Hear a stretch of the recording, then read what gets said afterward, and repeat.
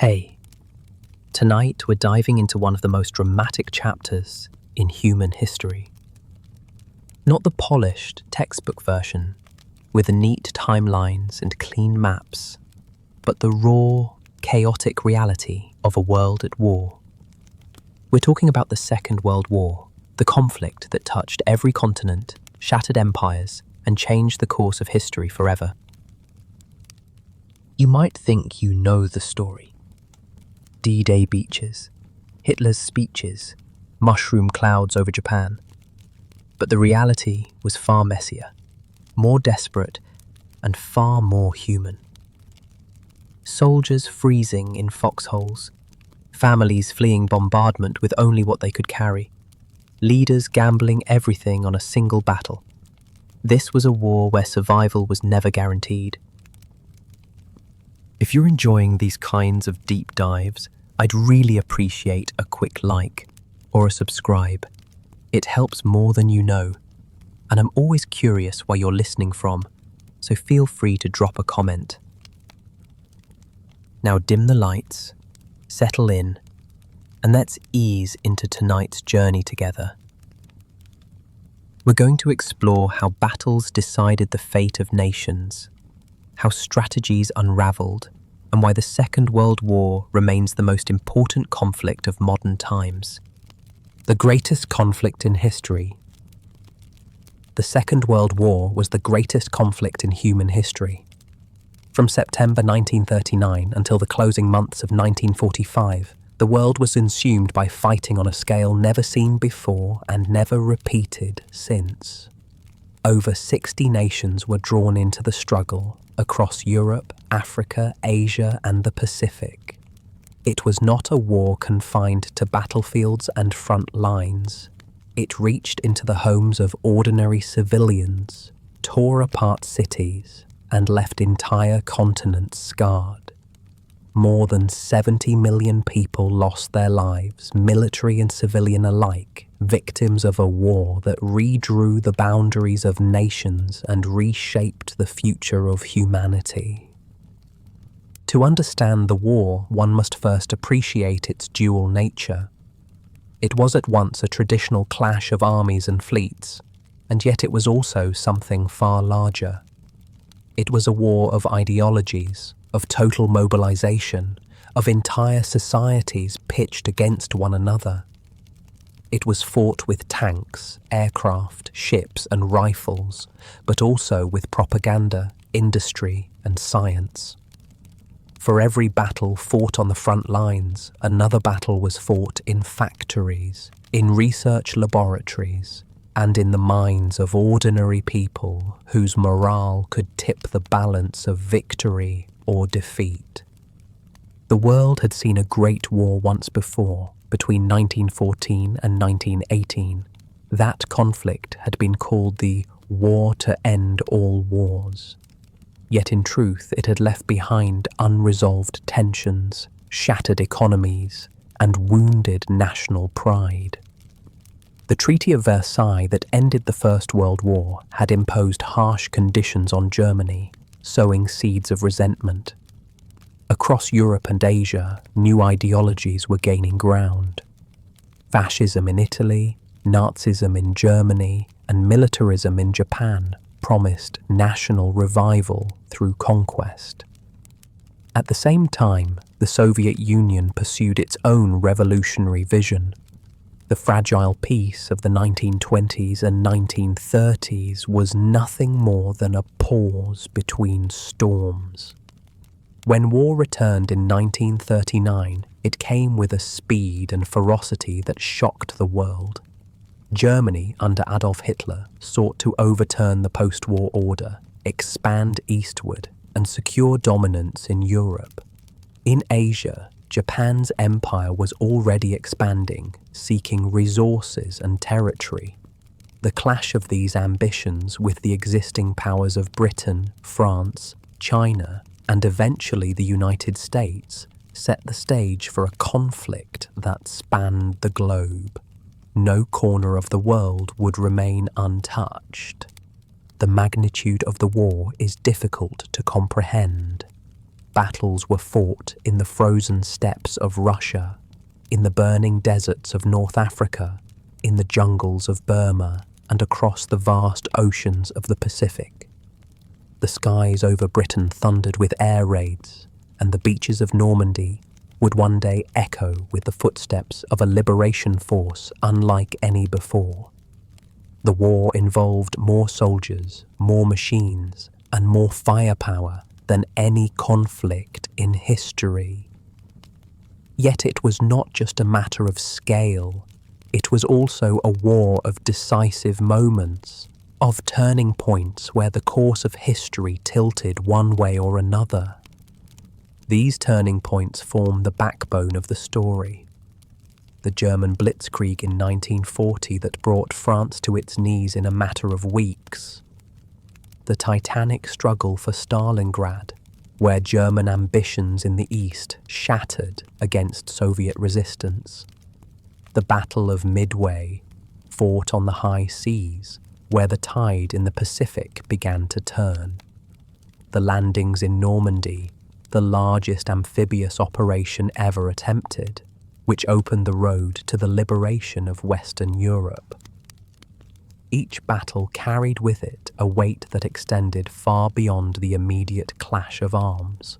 They altered morale, shifted resources, and redrew the possibilities of victory and defeat. Yet for every triumph there was also disaster. Victories were rarely absolute, and defeats often contained the seeds of recovery. War has always been a contest of perception as much as of force.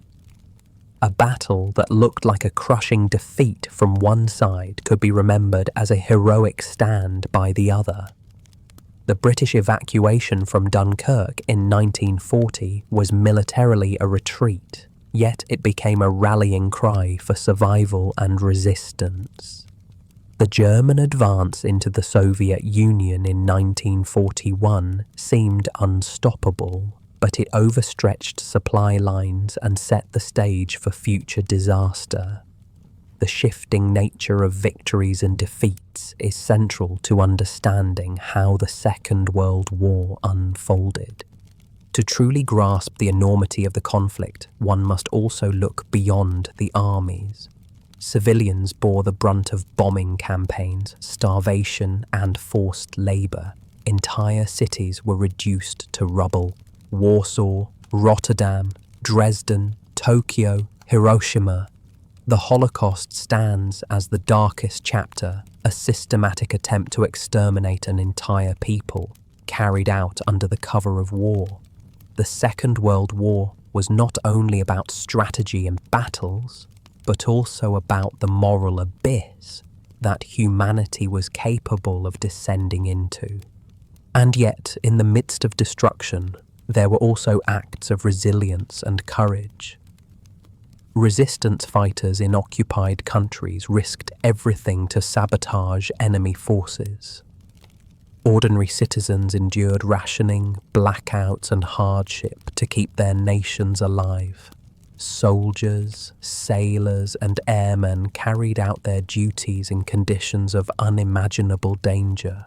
The war brought out the worst in humanity, but it also revealed extraordinary examples of endurance and sacrifice. The war's outcome reshaped the modern world. It destroyed empires and created new ones. It led directly to the Cold War between the United States and the Soviet Union, a rivalry that dominated the second half of the 20th century.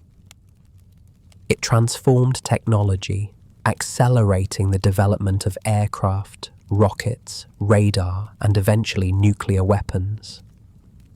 It changed societies, advancing the role of women in the workforce, spurring movements for independence in colonized nations, and laying the groundwork for international institutions such as the United Nations. The Second World War was, in every sense, the defining event of the 20th century. Its battles were not isolated episodes of military history, but key moments in a global drama that determined the course of human events. To study the war is to study the limits of human endurance, the consequences of unchecked ambition, and the complex nature of victory and defeat. It is to understand not just how the past unfolded, but also how the present world was made. In the chapters that follow, we will journey through some of the most decisive battles of the war. We will examine how strategy, innovation, and sheer determination shaped their outcomes. We will see how each clash influenced the larger conflict, turning the wheel of fortune one way and then the other. And we will seek to understand why these battles still resonate today, more than 70 years later. This is the story of a war that was both vast and intimate, vast in its reach across continents and oceans, intimate in the way it touched every family, every community, every life. The Second World War was the greatest conflict in history. To tell its story is to confront both the tragedy and the triumph of the human experience. Nature of war. War does not hand out clear labels. On the ground, victories are messy, defeats incomplete, and the meaning of both shifts with time. In the Second World War, commanders judged results by maps and numbers, but nations felt them in morale, production, and political will. A battle could be a tactical setback and a strategic gain, or the reverse. That ambiguity is not decoration, it is the texture of how the war actually unfolded. Take the evacuation from Dunkirk in late May and early June 1940. On paper, British and French formations had been driven into a pocket and stripped of heavy equipment. Factually, the retreat was severe. Artillery abandoned, vehicles left in rows along the roads to the beaches, yet more than 338,000 troops crossed the Channel and lived to fight again. The event did not erase the defeat in France, but it prevented a far worse collapse. The ledger shows both entries: lost materiel, preserved manpower. The meaning of Dunkirk lay as much in the air as in the boats. Aircraft defending the corridor, the weather turning, the German halt order that paused armoured thrusts at a critical moment. The outcome blended logistics, timing, and choices made under pressure. For Britain, this meant a rebuilt army would remain possible. For Germany, the missed chance would cast a long shadow. When people recall Dunkirk, they often recall an emotion. The war recorded something colder. A rapid retreat turned into a functioning bridgehead under fire, then an organised withdrawal that sustained a nation's will to continue. The same dual pattern appears around Moscow in the winter of 1941 to 42. German spearheads had driven deep into the Soviet Union, capturing cities, prisoners, and vast tracts of land. They approached the capital, and for a period the fall of Moscow seemed plausible. Then the front held, Soviet reserves counterattacked, and temperatures sank to levels that punished any army that lacked proper winter clothing and lubricants. The Soviet government did not flee. Rail lines kept feeding troops into the fight. Factories east of the Urals continued to produce. German planning had anticipated a shorter campaign. The cold was not the only factor, but it exposed the strain in assumptions. The halt outside Moscow did not instantly decide the war. It did, however, cross an invisible line. The image of an invincible advance broke. Inside Germany, the promise of a quick victory faded. Inside the Soviet Union, the sense that the state could survive the worst month of the war hardened. The ground did not move in the way maps show movement. What moved was confidence. Morale is not a soft concept. It is a measurable input into combat power. A well-led unit with supplies and belief can absorb losses and still function. A doubtful unit with the same supplies may not. In the Desert War of 1941 to 42, British and Commonwealth forces faced a German opponent that manoeuvred quickly and struck hard. Losses mounted, yet the 8th Army learned, rotated commanders, improved logistics, and built depth. When the line stabilized west of El Alamein, Egypt, it represented more than a set of coordinates. It represented a point beyond which the Axis could not be allowed to pass.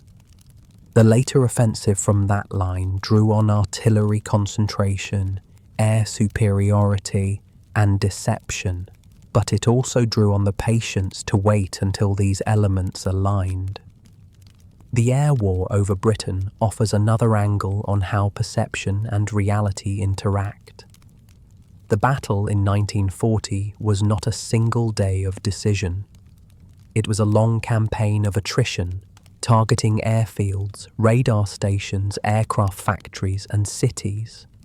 Britain's integrated air defence, radar stations reporting to sector controls, fighters scrambled where needed, observers tracking formations, kept losses sustainable and response times short. German planning shifted from attacking the Royal Air Force's operating system to bombing cities, a change that reduced pressure on the fighter command structure at a moment when that pressure mattered. In the public mind, the outcome became proof that invasion could be resisted.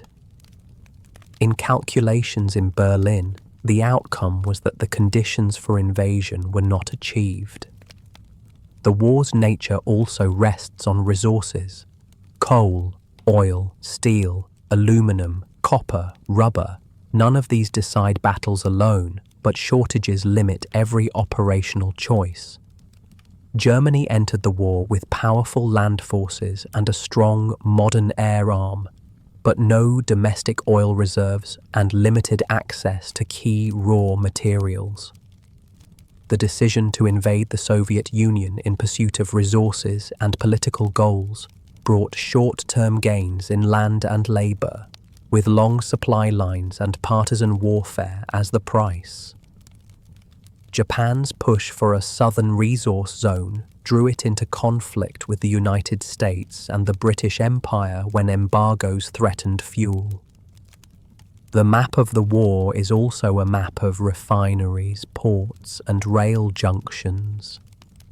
Industrial capacity magnified these inputs.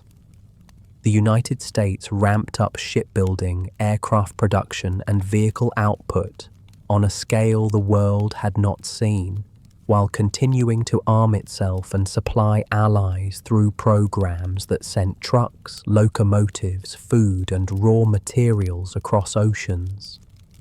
The Soviet Union moved industries east, out of range of German bombers, and produced tanks and guns in numbers that dwarfed early war expectations. Britain maximised its smaller base through specialisation, research, and cooperation across the Commonwealth. Axis powers innovated in certain weapon systems, but their capacity to replace losses fell behind as the war lengthened. By mid-war, every unsuccessful offensive carried a sharper cost because replacement rates no longer kept pace with the rate of attrition. Logistics connected this industrial base to the front. Tonnage moved by ship, train, and truck governed the tempo of operations.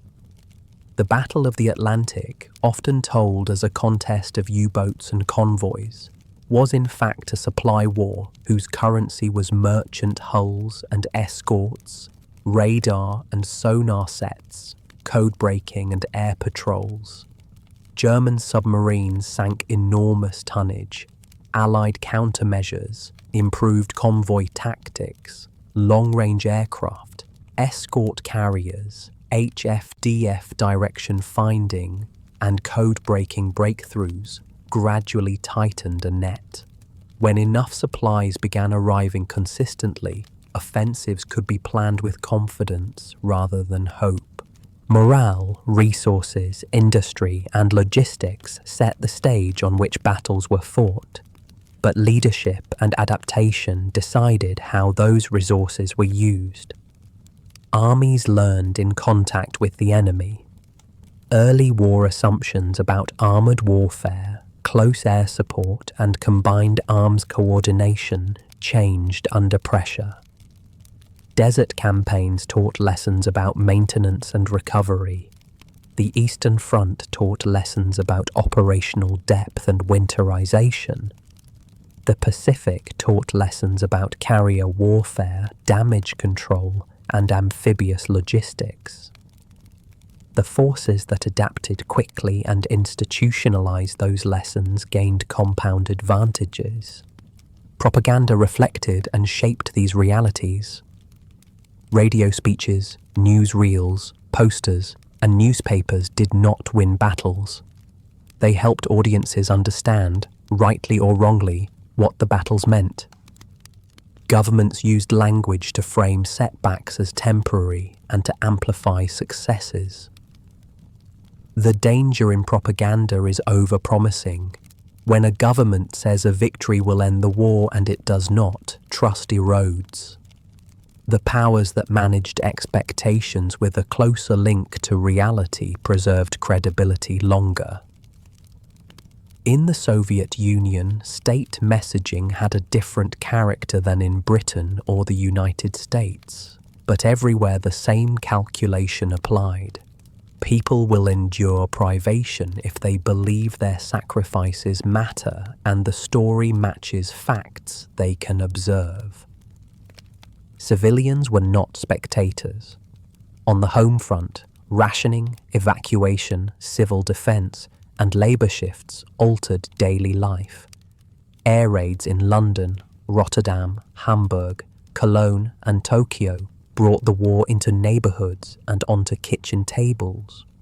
In occupied Europe, networks formed to collect intelligence, move people, and sabotage transport. In Asia, resistance and collaboration sat uneasily side by side, with families navigating danger in every choice. The war's nature included this pressure on ordinary decisions, whether to work an extra shift at a factory after a night raid, whether to show ration card at a checkpoint, whether to hide a stranger. The concept of a turning point often compresses months of transition into a single name. A listener might hear El Alamein, Stalingrad, or Midway, and imagine a switch flipped.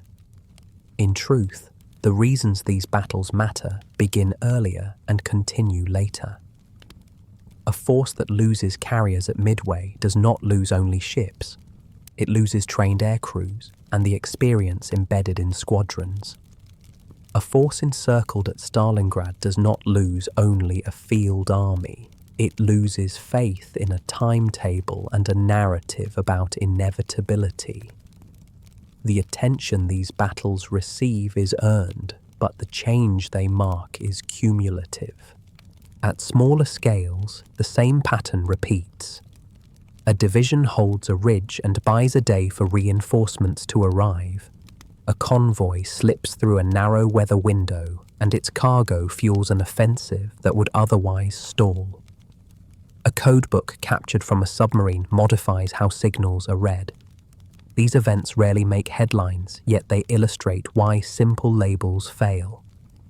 War is a system of systems. Alter one input, fuel, rail capacity, trained mechanics, antibiotics, and the output changes far beyond the immediate point of contact. Even weather belongs in this ledger. Fog and tide windows shaped amphibious planning. Mud seasons in Eastern Europe dictated when armoured thrusts could move at speed and when they could not. Winter in 1941 punished an army that assumed it would not need deep cold lubricants.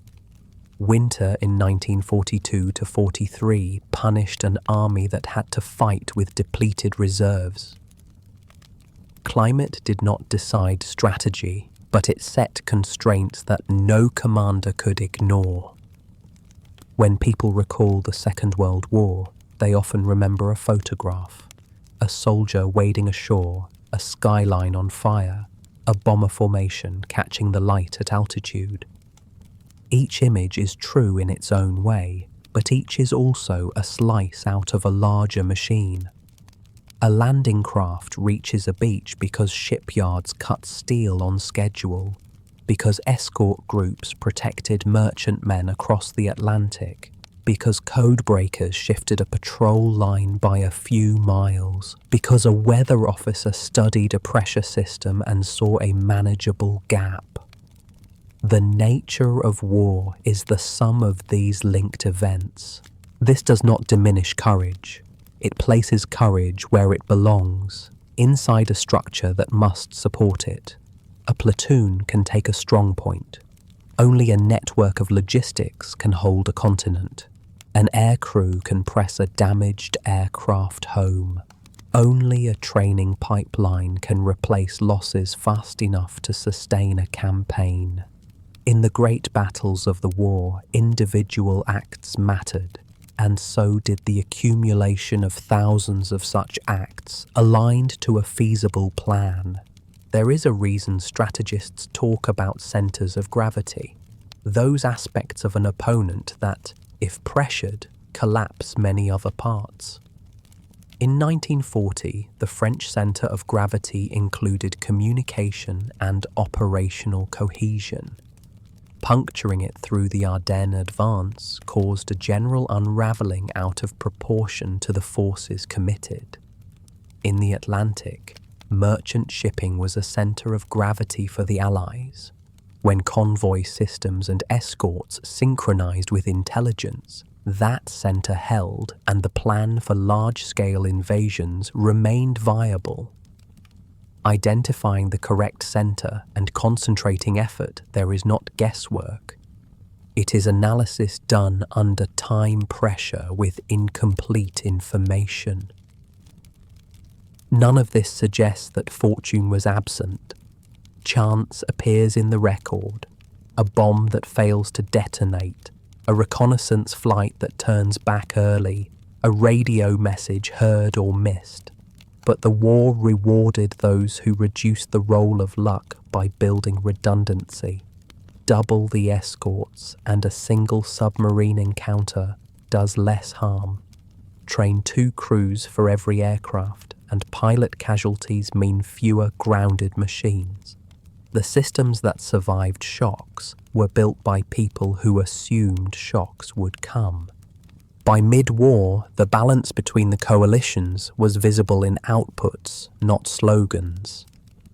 Allied shipping losses peaked and then declined as countermeasures matured.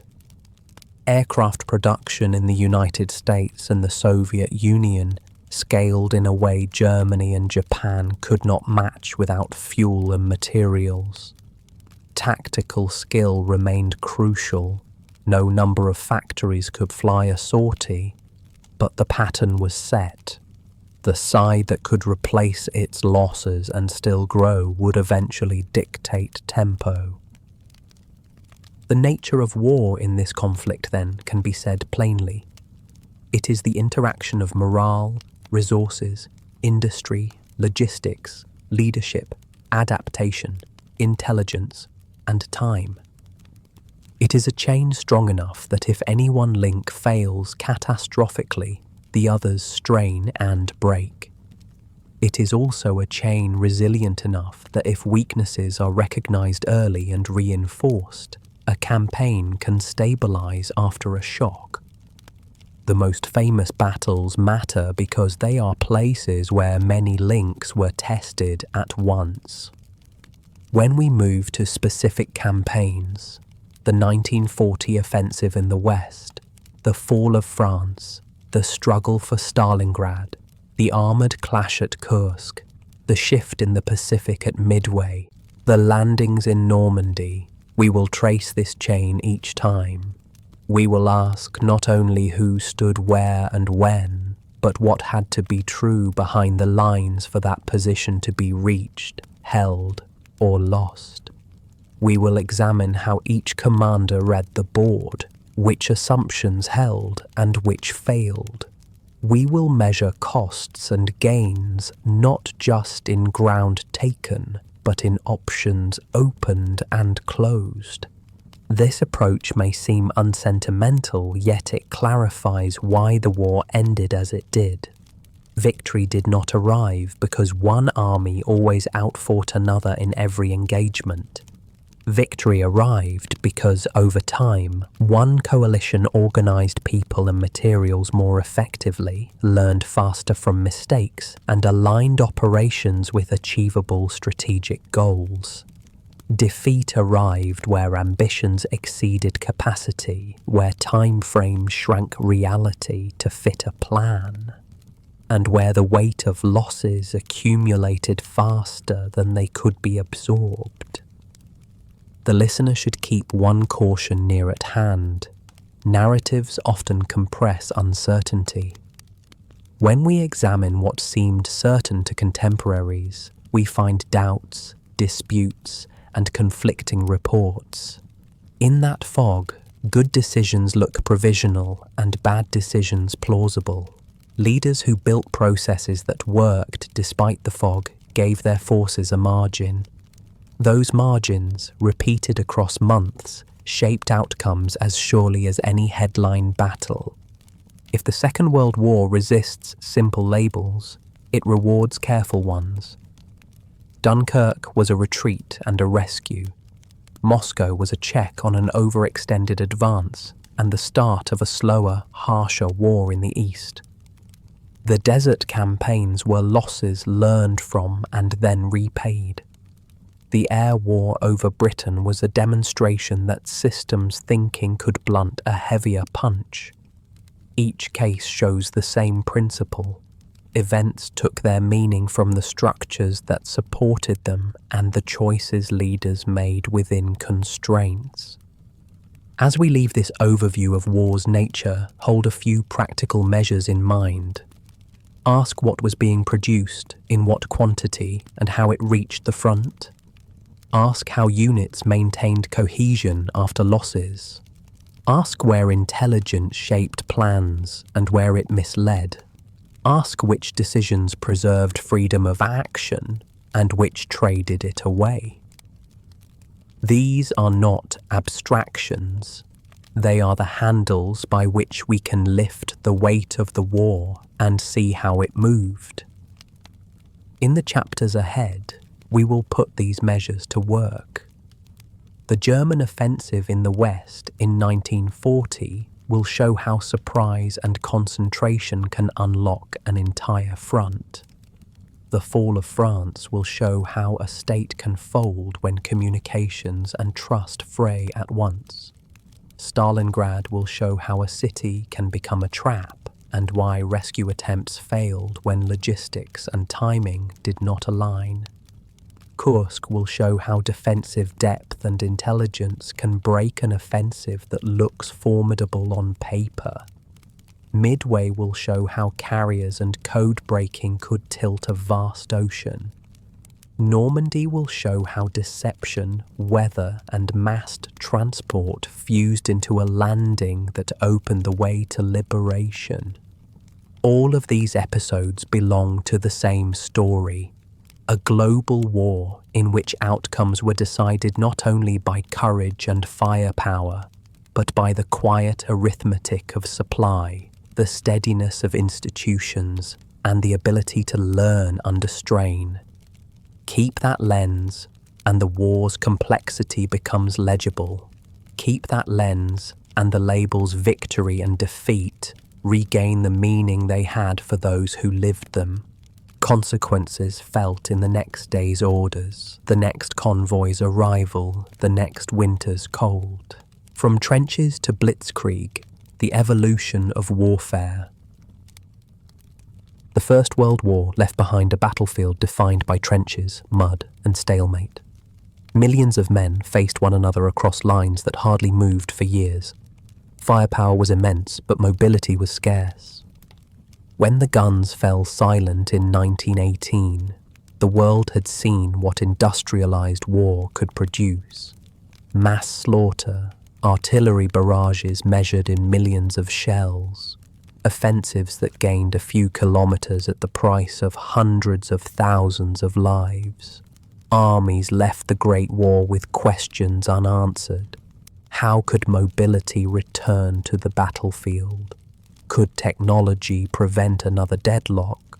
The answers would shape the nature of the Second World War.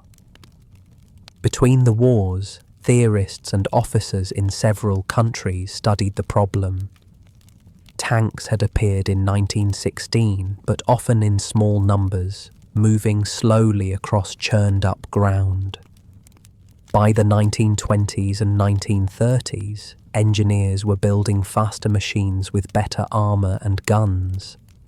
Aircraft had matured too, from fragile biplanes to all-metal monoplanes capable of higher speeds and greater payloads. Radios shrank enough to fit into vehicles, allowing real-time communication. These developments suggested that war could become mobile again if armies learned how to combine them. Not all nations drew the same conclusions. In France, scarred by 4 years of trench warfare, leaders invested heavily in static defences. The Maginot Line, a chain of fortifications along the German frontier, was meant to block invasion and buy time. It embodied a defensive mindset, better to fortify and endure than to gamble on mobility. The French army maintained tanks, but often dispersed them among infantry divisions to provide support, not concentrated for breakthrough. In Britain, some officers argued for armoured divisions and mechanised doctrine, but budget cuts limited experimentation. The British Army retained much of its First World War structure, preparing more for colonial policing than for continental war. Across the Channel, however, a different school of thought was taking root.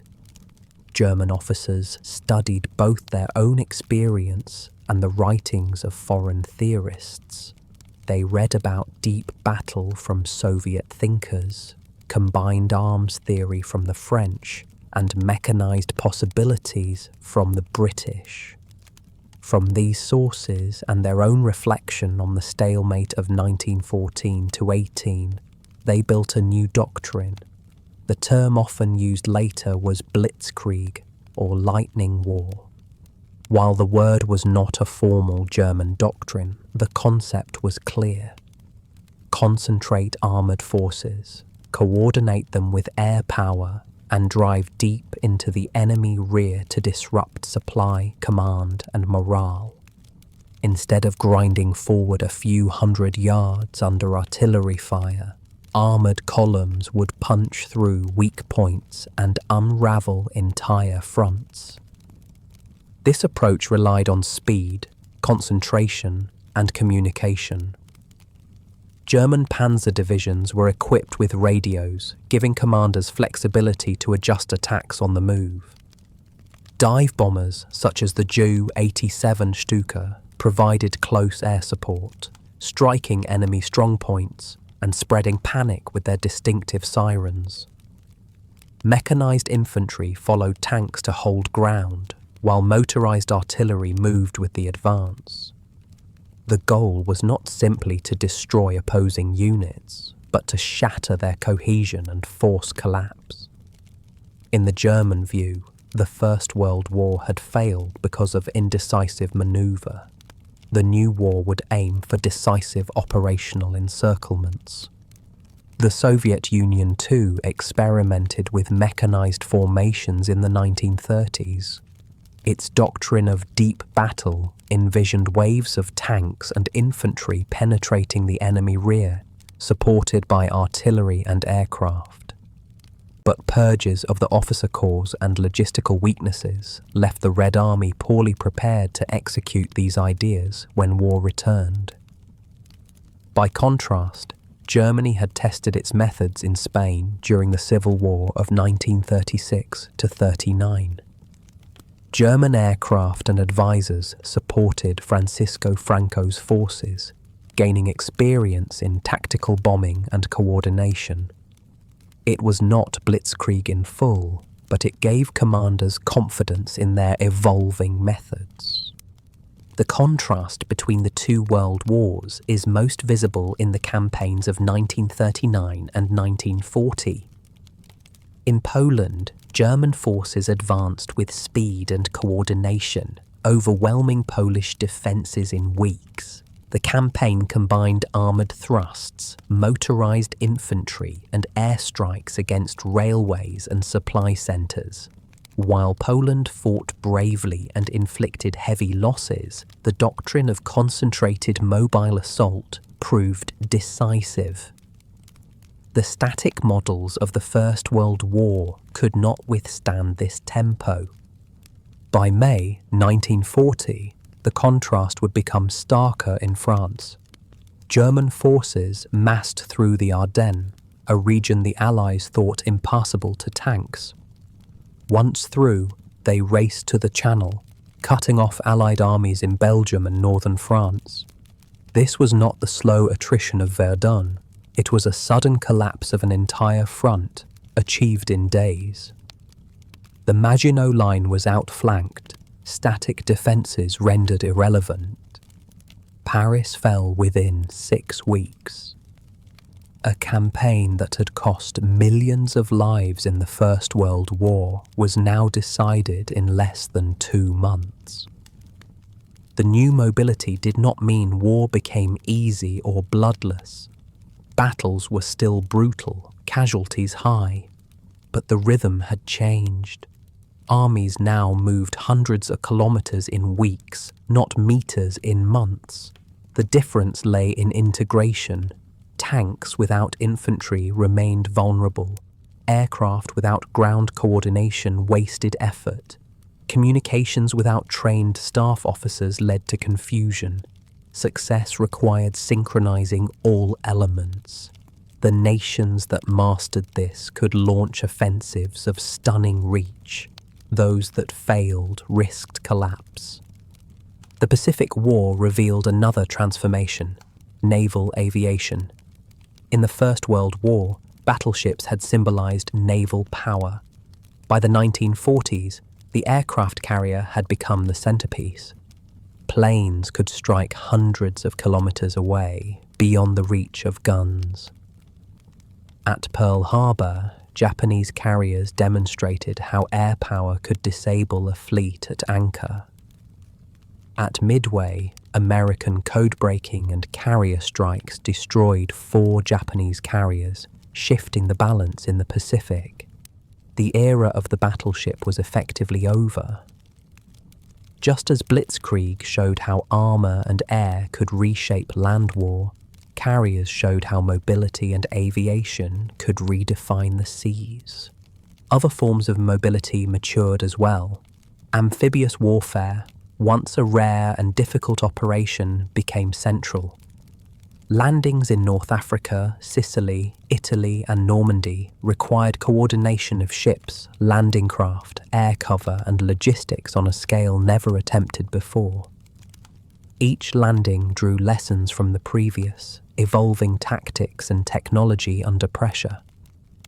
Engineers designed specialized vehicles from landing craft with ramps to amphibious tanks. Without these, assaults on defended beaches would have been impossible. Special operations also took shape. Commandos, paratroopers, and partisan fighters added a new dimension to war. Raids disrupted communications, destroyed installations, and forced enemies to divert troops. In Norway, British commandos struck heavy water facilities. In France, resistance fighters cut rail lines before D-Day. In the Pacific, coast watchers reported Japanese movements to Allied forces. These actions were small compared to tank battles or carrier duels, but they reflected the same evolution. mobility, surprise, and integration of different arms to achieve disproportionate effects. The change from trenches to blitzkrieg was not inevitable. It emerged from choices, innovations, and the willingness to learn. Some armies adapted quickly, others lagged and paid dearly. France's reliance on fortifications made sense in light of 1914 to 18, but it could not withstand 1940. Germany's early success with mechanized operations gave it momentum, but overconfidence and logistical limits would later expose flaws. The Soviet Union stumbled in 1941, then recovered by harnessing industry and refining doctrine. The United States entered late but mobilized rapidly, absorbing lessons from both Europe and the Pacific.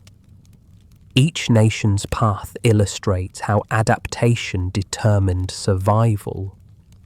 The evolution of warfare between the two world wars reminds us that military history is not static. Technology alters possibilities, but doctrine and leadership determine outcomes. Radios, tanks, and planes did not guarantee victory. They created tools. Victory belonged to those who used the tools effectively in combination with clear goals. Defeat fell to those who misread the lessons of the past or failed to prepare for the demands of the present. As the war unfolded, mobility became the measure of initiative. The side that could move faster, supply faster, and adapt faster seized the advantage. From the Ardennes to the deserts of North Africa, from the steppes of Russia to the islands of the Pacific, the Second World War was fought at a pace unimaginable to the generation of 1914.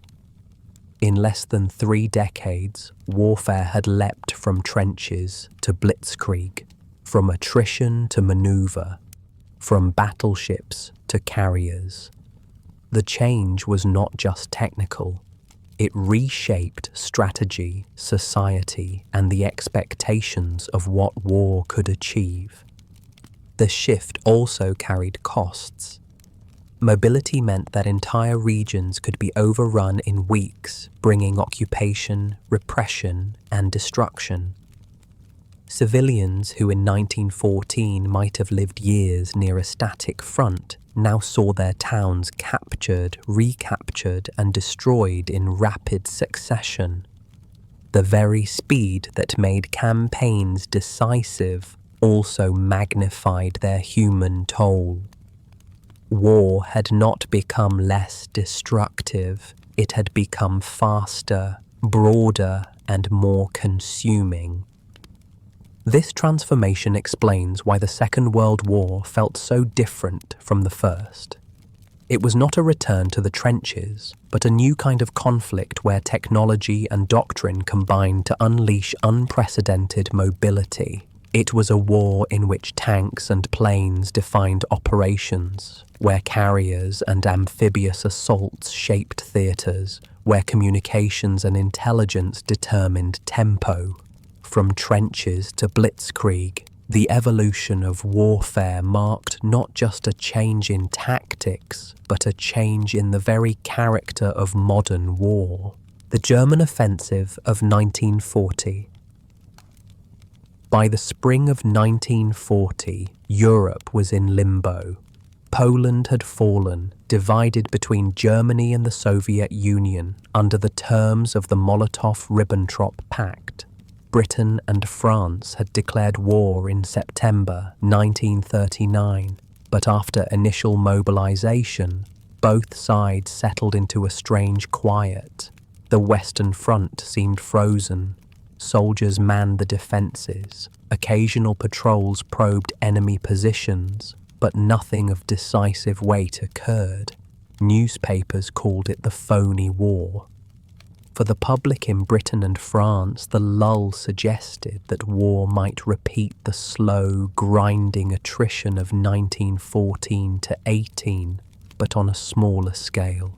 Few imagined that a campaign in the West could be decided in weeks.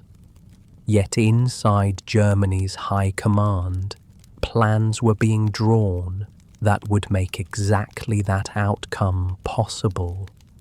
The challenge was formidable. Germany faced Britain and France, two powers that together had greater industrial resources, larger navies, and strong armies. In 1914, the Schlieffen Plan had sought to solve the problem by smashing France quickly through Belgium, but the plan had failed, leading to years of trench warfare. No German officer wanted a repeat, yet how could France be defeated swiftly without getting stuck in the quagmire of fortified lines and endless stalemate? The answer came from an unexpected source. General Erich von Manstein. He was not among the most senior leaders in 1939-40.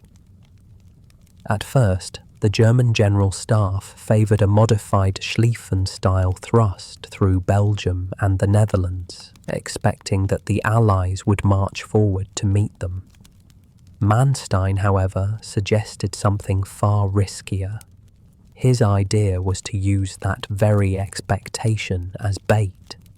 A German advance into Belgium would draw the main Allied armies north, but the decisive blow would fall elsewhere, through the Ardennes forest, a region long dismissed as unsuitable for large-scale operations. The Ardennes was a natural barrier.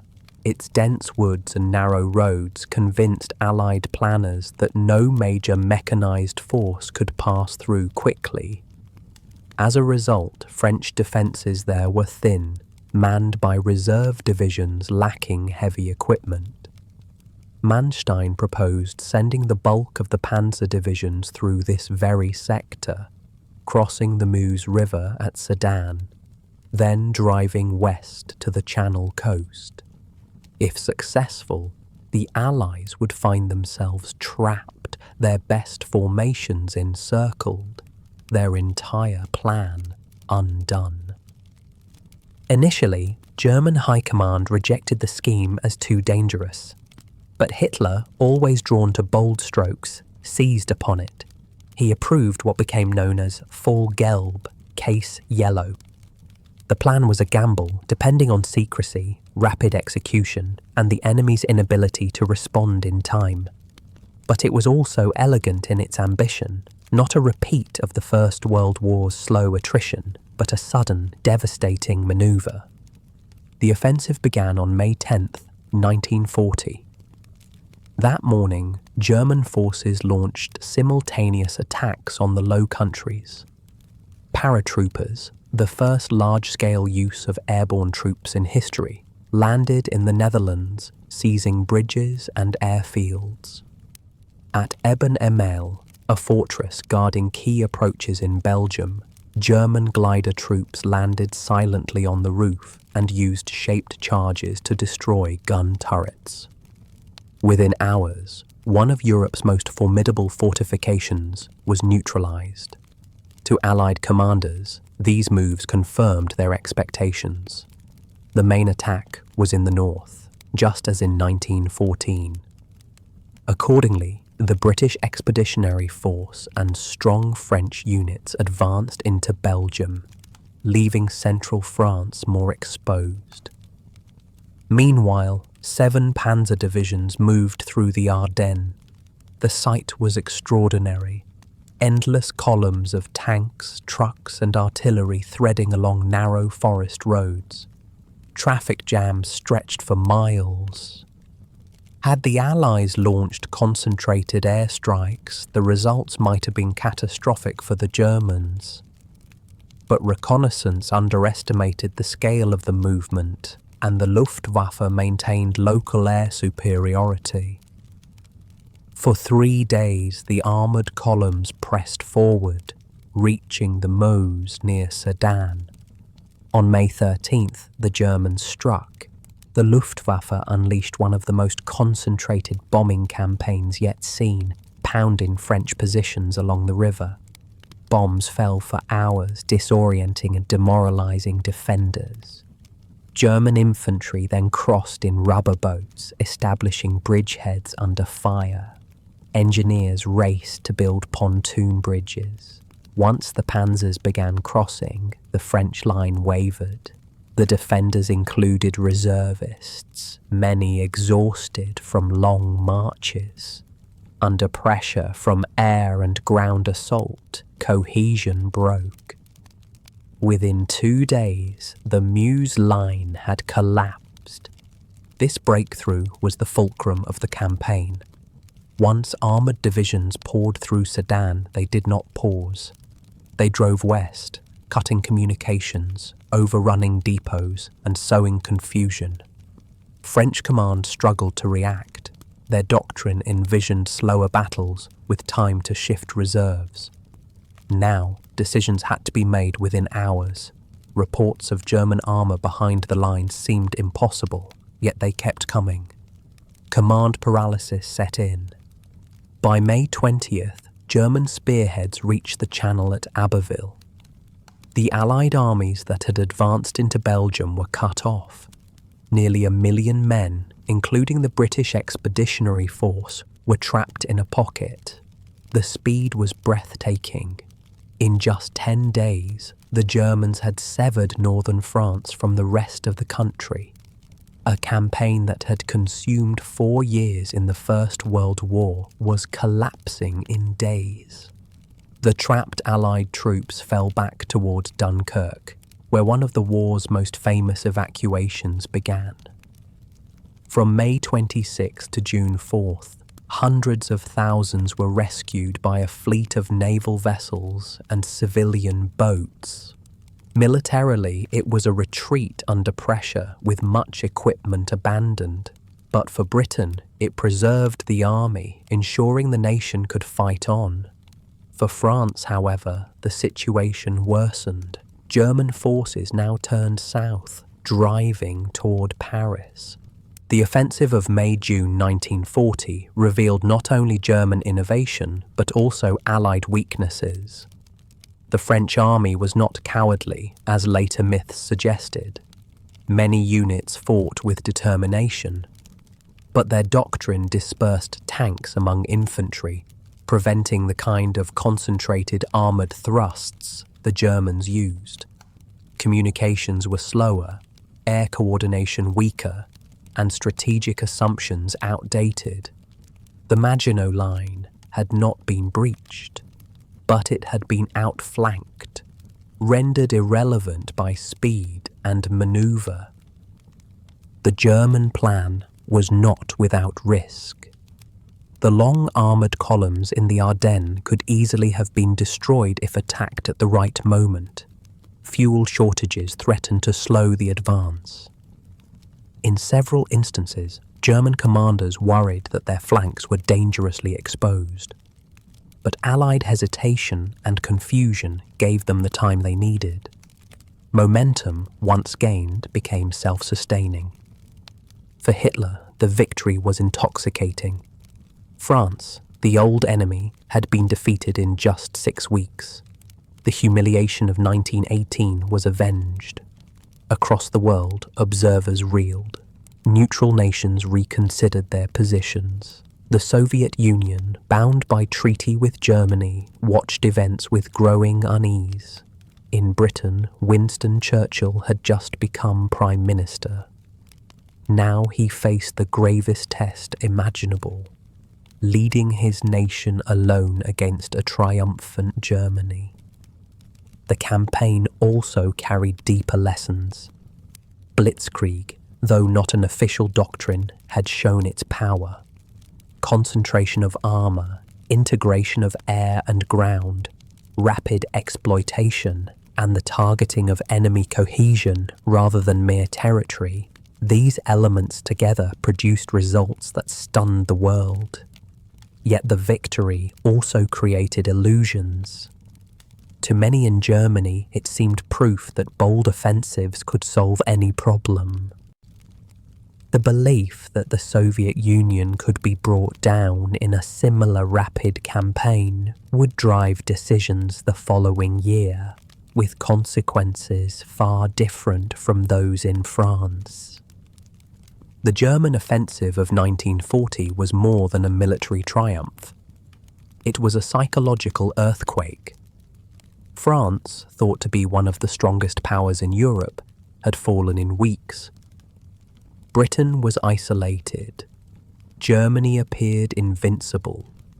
The very structure of Europe had been overturned, and the path to wider war opened. In hindsight, the campaign stands as one of the most dramatic demonstrations of how doctrine, technology, and boldness can combine to reshape history.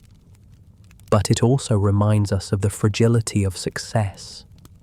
The offensive depended on surprise, rapid exploitation, and the missteps of opponents. When those conditions changed, as they would on the Eastern Front and later in Normandy, the same methods would falter. In 1940, however, they worked with devastating effect, and the world entered a new, darker phase of the conflict, the fall of France. The collapse of France in 1940 remains one of the most astonishing events of the Second World War. For decades, France had been seen as a great military power. Its army was large, its traditions long, its fortifications along the Maginot Line formidable. In the First World War, France had endured immense losses, but had held firm, outlasting the German Empire. Yet in May and June 1940, in a matter of 6 weeks, France fell. The suddenness of the defeat shocked the world, altering the balance of the war and leaving Britain to stand alone against Nazi Germany. The German breakthrough at Sedan and the drive to the Channel coast severed the Allied armies. As German panzer divisions fanned out, the British Expeditionary Force and French troops in Belgium found themselves cut off from the south. Their retreat to Dunkirk and the remarkable evacuation that followed preserved Britain's core military strength, but it also meant that France's Northern Army Group was effectively lost. Hundreds of thousands of soldiers escaped, but they left behind tanks, guns, and vehicles, equipment that would take years to replace. France's strongest armies were gone. What remained to defend the nation were units scattered across the interior, many under strength, some poorly coordinated, and all reeling from the shock. The German High Command did not pause. Having reached the Channel, they turned their armoured spearheads southward. On June 5, 1940, the second phase of the offensive began, known as Fall Rot, Case Red. Unlike the first phase, which relied on deception and manoeuvre, this was a deliberate thrust into the heart of France. The German army, now confident from its earlier victories, advanced with speed and ferocity. Air power struck bridges, railways, and retreating columns, disrupting any attempt at orderly defence. Refugees flooded the roads, hampering military movement. France was unravelling not only militarily but socially. Paris, the political and cultural heart of the nation, became the central concern. The government debated whether to declare it an open city, sparing it destruction by refusing to defend it. On June 10th, as German forces approached, the French government fled south to Bordeaux. The symbolism was stark, the capital abandoned, the government on the run. On June 14th, German troops marched into Paris without resistance. The City of Light, spared the bombardment that had devastated Warsaw, fell into enemy hands in eerie quiet. For France, the sight of German troops on the Champs-Élysées was a national trauma. The speed of the collapse bewildered contemporaries. France had more tanks than Germany at the start of the campaign, many of them technically superior in armor and firepower.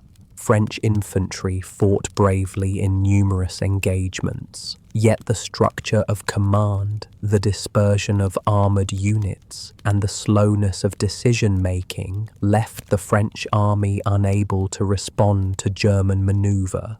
Once cut apart, their defences could not be reassembled. The morale of the troops, battered by retreat and chaos, began to crumble. What in 1914 had been a stubborn resistance in the face of invasion now became a swift disintegration. On June 16th, with German forces advancing deeper into the country, the French government faced a choice. Paul Reynaud, the Prime Minister, argued for continuing the war from North Africa, where France still possessed colonies and a fleet. But the mood among officials and the military was grim. Marshal Philippe Pétain, a hero of Verdun in the First World War, urged an armistice. At 84 years old, Pétain embodied authority for many French citizens. His call to end the bloodshed carried weight. That evening, Reynaud resigned and Pétain formed a new government. The next day, he addressed the nation. "It is with a heavy heart that I tell you today that we must stop fighting." His words mark the end of France as an active combatant. On June 22, 1940, the armistice was signed in the Compiègne forest. Hitler insisted it be held in the very railway carriage where Germany had signed the armistice that ended the First World War in 1918. The symbolism was deliberate revenge. Hitler sat in the same seat once occupied by Marshal Foch, savouring the reversal of fortunes. The terms divided France into two zones. The north and west, including Paris, came under direct German occupation. The south remained nominally independent under a new government based in Vichy, led by Pétain, but in reality, it was a collaborationist regime, subordinate to German control. The fall of France had immense consequences. For Germany, it was a triumph beyond expectations. In less than 2 months, they had defeated one of Europe's great powers. The psychological effect was enormous. Across the continent, nations adjusted their calculations. Neutral states feared Germany's reach. Italy, until then hesitant, entered the war on Germany's side on June 10th, seeking a share of the spoils. For Hitler, the victory confirmed his belief in the superiority of bold action and Blitzkrieg tactics. The rapid defeat of France made him confident that future campaigns could succeed just as swiftly. For Britain, the consequences were stark. The evacuation at Dunkirk had saved the army, but the continent was lost. With France defeated, Germany dominated Western Europe from the Arctic Circle to the Pyrenees. Britain stood alone. The prospect of invasion loomed. Hitler hoped that Britain might sue for peace, recognizing German supremacy. But under Winston Churchill, Britain refused. In his speeches to Parliament and the public, Churchill declared that Britain would fight on no matter the cost. The Battle of France had been lost, but the Battle of Britain was about to begin. The fall of France also altered the strategic balance globally. The French fleet, one of the largest in the world, became a pressing concern. Britain feared it might fall into German hands. In July, the Royal Navy launched Operation Catapult, attacking French warships at Mers el-Kebir in Algeria, killing over 1,000 French sailors. The action was brutal, but, in British eyes, necessary to prevent the fleet from strengthening the Axis. It poisoned relations between Britain and Vichy France, but it also signalled Britain's determination to fight on alone. The French defeat also reshaped the colonial world. Vichy authorities retained control of colonies in Africa, the Middle East, and Asia, but their loyalties were divided. Some sided with Free France, led by General Charles de Gaulle from London, who called on Frenchmen to continue the struggle. Others remained under Vichy. This division would spark battles later in the war, as Free French and Vichy forces clashed in Africa and the Levant. Why did France fall so quickly? Historians have debated the question for decades. Several factors stand out. German operational innovation, concentrated armour, air-ground coordination, rapid exploitation was decisive. French doctrine, built around static defence and dispersed armour, could not cope. Command indecision and slow communication compounded the problem. Political divisions weakened the will to fight on. But above all, the shock of the German advance created a psychological collapse. Once the sense of inevitability set in, the nation unravelled faster than its material strength alone would suggest. The fall of France was not simply a military defeat, it was a national trauma that reshaped politics, society, and memory for generations. Collaboration with Germany under Vichy created deep scars, as did the divisions between those who resisted and those who accommodated occupation. The liberation of France in 1944 would restore pride, but the shadow of 1940 remained long after the war ended. For the wider war, the fall of France was a turning point. It created the conditions for the Battle of Britain. It gave Germany access to French resources, ports, and airfields. It forced the United States, still neutral, to reconsider its stance, for the balance of power in Europe had shifted dramatically. It set the stage for a conflict that was no longer confined to the continent, but truly global. The speed of France's defeat also served as a lesson to other nations. It showed how assumptions from the First World War could be overturned. Static defences could be bypassed. Larger numbers and heavier tanks could be outmaneuvered. Nations that did not adapt quickly enough risked sudden collapse. For Germany, the lesson was intoxicating. For the Allies, sobering. Both would carry these lessons into the campaigns ahead, with consequences still to come. The fall of France in 1940 was more than the loss of a country. It was the collapse of an idea that the First World War's model of endurance and defence would suffice. In its place came a new reality, one of rapid movement, sudden encirclements, and psychological shock. France had faced Germany before and survived. In 1940, it did not. The world, watching, knew that nothing in this war would be as expected. The old order was gone. A new, darker one had begun. Turning east, the road to Stalingrad. By the summer of 1940, Hitler stood at the height of his power. France had fallen in 6 weeks. Britain was isolated, and Germany controlled most of Western Europe. To many observers, it seemed as if the war had been all but decided. Yet for Hitler, this was not the end of conquest, but the beginning of an even greater gamble.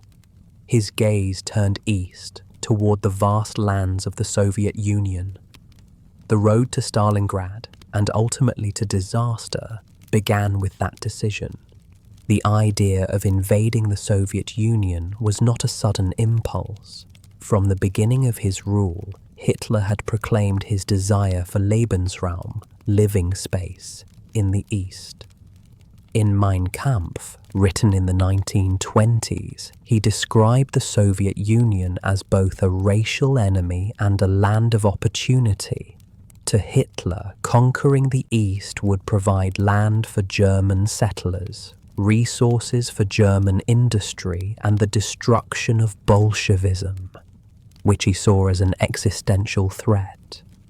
Even as Germany cooperated with the Soviets in 1939 through the Molotov-Ribbentrop Pact, Hitler considered the treaty temporary. For him, it was only a pause, a way to secure his flank before striking elsewhere. By late 1940, the situation in Europe reinforced his ambition. Britain had not surrendered after the fall of France, and the Battle of Britain ended in German failure to secure air superiority. A cross-channel invasion became impossible. Hitler concluded that Britain survived only because it hoped for Soviet or American support. Crush the Soviet Union, he believed, and Britain would have no allies left. Germany would dominate the continent unchallenged.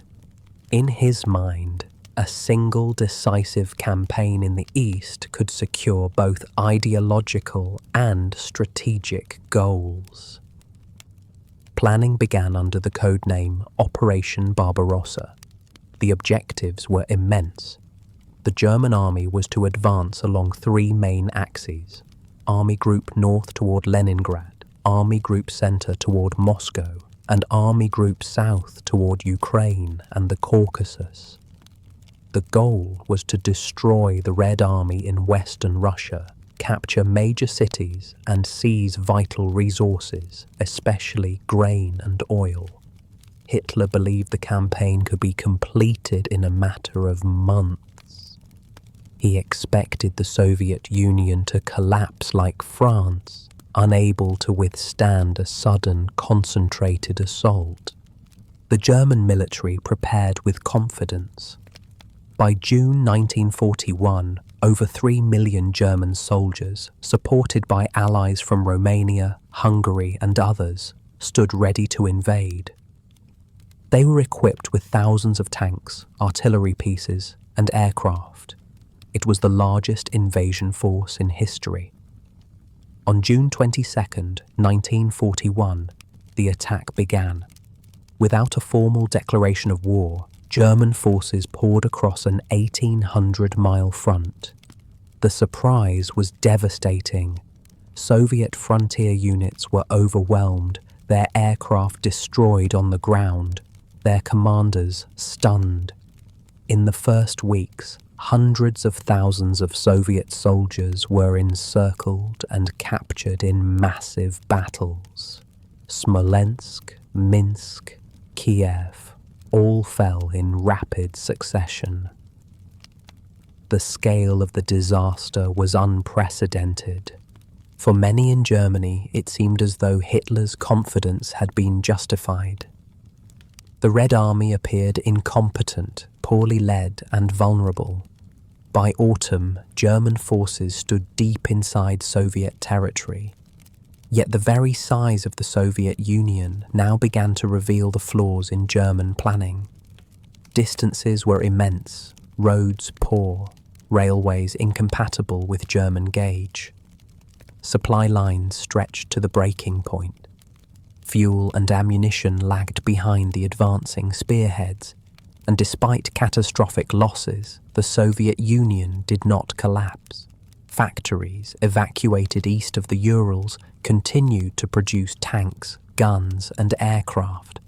Entire populations were mobilized to resist. The fighting grew bitter. At Leningrad, the Germans encircled the city but could not capture it. The result was a siege that lasted nearly 900 days, causing unimaginable suffering. In Ukraine, fierce battles raged for control of the agricultural heartland. The Soviets resisted stubbornly, often to the last man. The brutality escalated on both sides. German occupation policies were ruthless, targeting civilians, deporting populations, and beginning the mass murder of Jews and other groups. The war in the East became not only a military campaign, but an ideological war of annihilation. As autumn turned to winter, the Germans launched an offensive toward Moscow. Operation Typhoon, begun in October 1941, aimed to deliver the decisive blow. Once again, huge encirclements trapped hundreds of thousands of Soviet troops. Yet the Red Army, drawing on reserves from Siberia and the Far East, fought back. Temperatures plunged, German troops lacked winter clothing, and their vehicles froze in the snow and mud.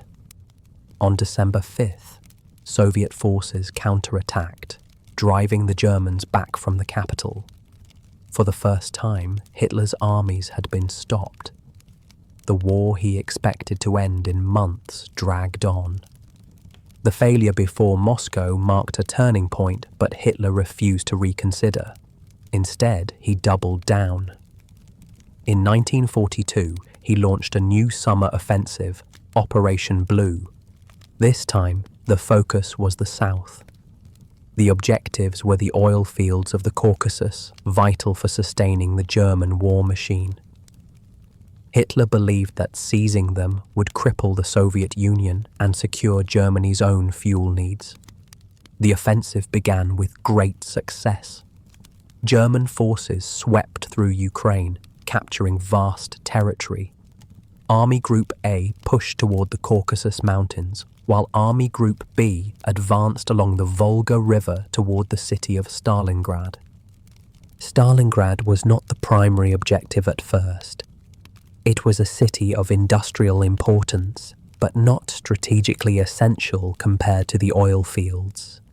Yet its location on the Volga made it a key transport hub, and its name, bearing Stalin's, gave it symbolic weight.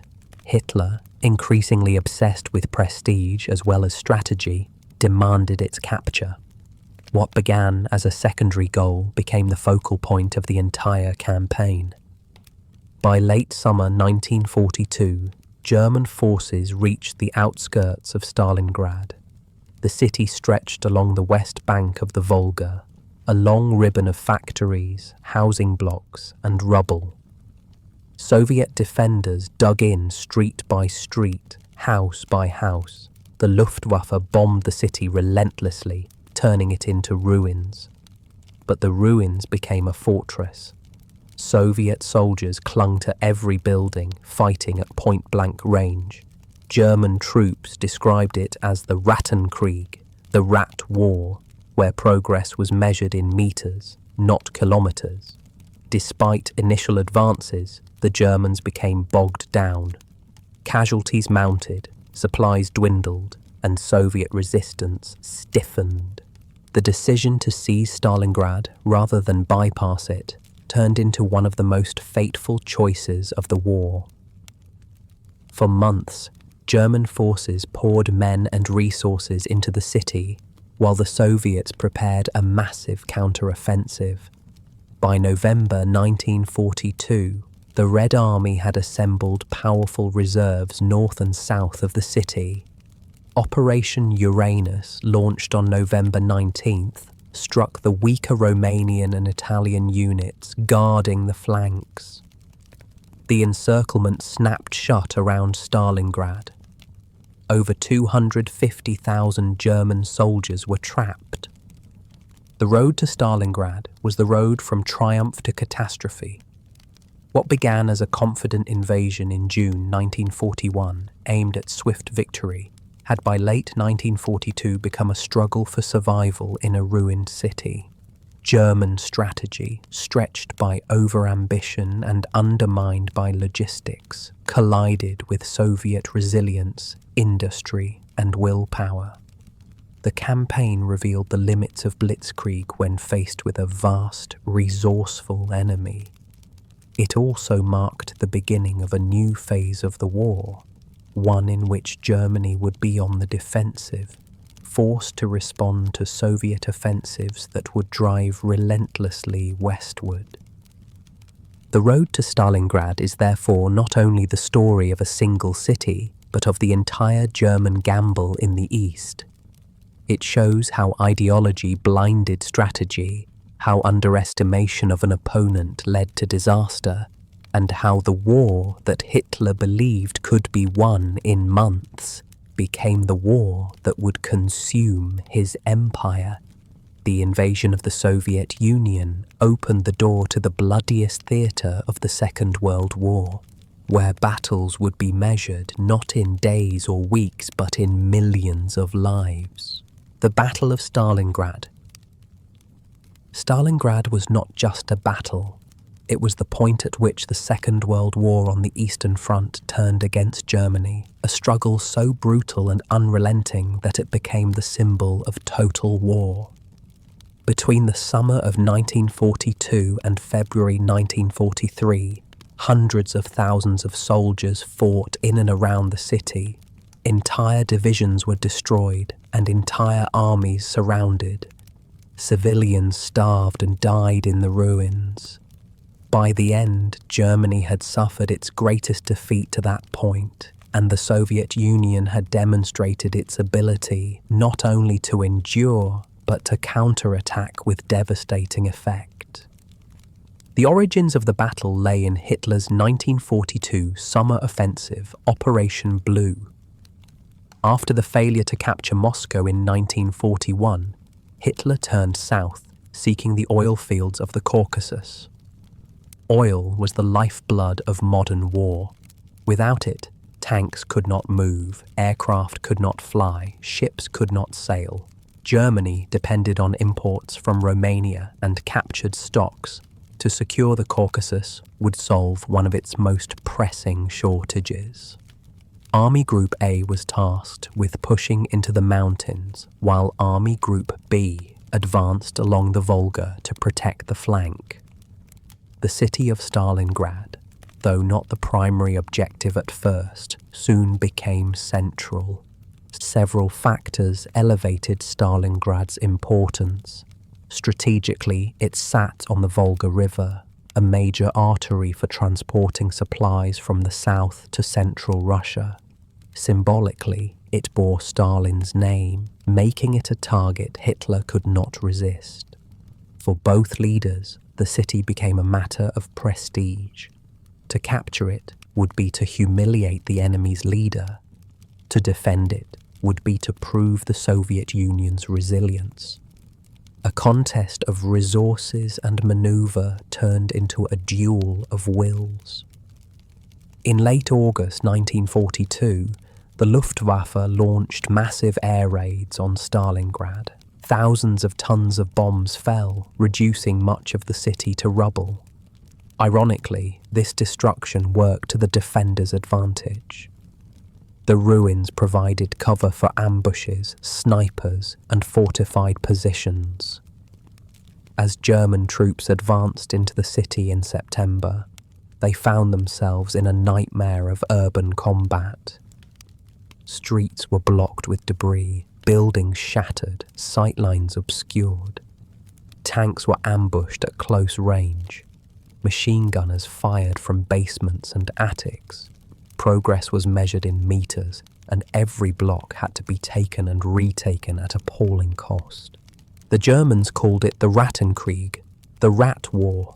Soldiers fought hand-to-hand in factories, warehouses, and apartments. The Volga, which supplied the defenders, was under constant artillery fire, yet Soviet reinforcements ferried across in small boats by night.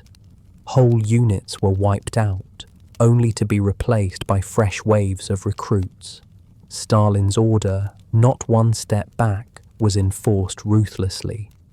Penal battalions and blocking detachments made retreat nearly impossible. Morale was sustained by desperation and patriotism. Among the fiercest fighting was at the Mamayev Kurgan, a hill overlooking the city, and at the tractor factory, where Soviet tanks were assembled even as shells fell. Workers sometimes drove new tanks straight from the factory floor into combat. Snipers, such as Vasily Zaitsev, became legendary, stalking German officers and machine gun crews across the ruins. The psychological effect was immense. For the Germans, Stalingrad became a black hole consuming divisions. For the Soviets, it became a symbol of resistance, proof that no city would yield. By October, The Germans controlled most of Stalingrad, but the Soviets clung to small pockets along the river. German commanders, exhausted, believed final victory was near. Yet Hitler's insistence on taking the city at all costs drained resources that might have secured the flanks. Those flanks, held by Romanian, Italian and Hungarian troops, were thin and under-equipped. The Red Army, meanwhile, was preparing a massive counter-offensive. On November 19th, 1942, the Soviets launched Operation Uranus. From the north and south of the city, powerful armoured and mechanized forces attacked the Axis flanks. The Romanian armies, lacking anti-tank weapons and reserves, collapsed quickly. Within days, Soviet pincers met at Kalash, encircling the German 6th Army and parts of the 4th Panzer Army inside Stalingrad. Over 250,000 Axis troops were trapped. The encirclement stunned Hitler. His generals urged a breakout, while escape was still possible, but Hitler forbade withdrawal. He ordered the 6th Army to hold its ground, promising it would be supplied by air. Hermann Göring, head of the Luftwaffe, assured him that the airlift could deliver 300 tons of supplies per day. In reality, the airlift delivered less than half that on average, often far less, as Soviet fighters and winter weather took their toll. Fuel, ammunition and food dwindled. Horses were slaughtered for meat. Soldiers froze in inadequate clothing. The Soviet grip tightened. Operation Little Saturn, launched in December, expanded the offensive, shattering Italian armies on the Don and threatening German positions farther west. A relief attempt, Operation Winter Storm, pushed toward the pocket in December but was halted short of success. Inside Stalingrad, the 6th Army's situation grew desperate. By January 1943, the Soviets launched Operation Ring, systematically reducing the pocket with overwhelming artillery and infantry assaults. The final days were a horror. Starving, frostbitten soldiers fought in cellars and bunkers. Ammunition ran out. Entire units surrendered en masse. On January 31st, Field Marshal Friedrich Paulus, commander of the 6th Army, surrendered his southern pocket. Hitler had promoted him to Field Marshal the day before, reminding him that no German Field Marshal had ever been captured. Paulus chose surrender over suicide. By February 2nd, the northern pocket had fallen. Of the more than 250,000 Axis troops originally encircled, only about 90,000 survived to captivity, and fewer than 6,000 would return from Soviet prison camps after the war. The human cost of Stalingrad was staggering. Estimates suggest that more than 700,000 Axis soldiers were killed, wounded, or captured, along with hundreds of thousands of Soviet casualties. Civilian deaths in the city added to the toll. Entire neighborhoods were obliterated, and survivors endured starvation, bombardment, and bitter winter. Stalingrad became a graveyard of armies. Yet beyond the statistics, the battle's meaning was profound. For Germany, it was the first catastrophic defeat of the war, shattering the aura of invincibility built since 1939. Morale at home faltered. For the Soviet Union, it was proof that the Red Army could not only defend, but destroy a German field army. It marked the beginning of a relentless series of Soviet offensives that would, over the next 2 years, push westward to Berlin. The propaganda value was immense. Soviet radio trumpeted the victory as the turning tide. Allied nations cheered the news. Stalingrad became a symbol of resistance and sacrifice, a rallying cry for those fighting Axis power everywhere. For Hitler, it was a personal humiliation. His obsession with capturing a city bearing Stalin's name had drawn his armies into a trap. His refusal to allow retreat had doomed the Sixth Army. From that point forward, even his generals began to question his judgment more openly, though few dared defy him. Strategically, Stalingrad ended German hopes of dominating the East. It destroyed the idea of a swift, decisive campaign. The Wehrmacht would remain formidable, and the war in the East would continue with enormous battles, but initiative had shifted. The Red Army, once battered and demoralized, now seized the momentum. The German war machine, stretched by casualties and shortages, would never fully recover. The Battle of Stalingrad stands as one of the defining events of the 20th century. It demonstrated the extremes of industrial war, total mobilization, massive casualties, urban destruction, and ideological hatred.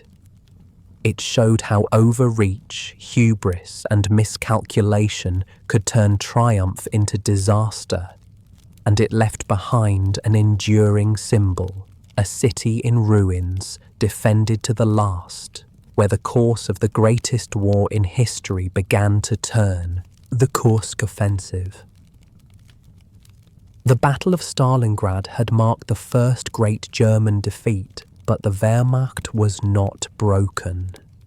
Through the winter of 1942 to 43, Soviet offensives had pushed the Germans back hundreds of kilometers.